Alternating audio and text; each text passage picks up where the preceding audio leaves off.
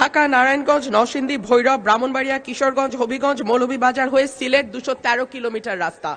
এই রাস্তার কাজ শুরু হয়েছে কয়েক বছর হলো মাননীয় স্পিকার, এখন পর্যন্ত 10 থেকে 15% বেশি কাজ হয়নি, এবং যে কারণে দেখা যায় যে বর্ষাকালে কাদা আর শীতকালে ধুলা, বিভিন্ন জায়গায় খোঁড়াখুড়ি, দীর্ঘ যানজট, অ্যাক্সিডেন্ট এবং অনেক সময় গাড়ির গতি কম থাকবার কারণে এই রাস্তাটিতে ডাকাতিও হয়।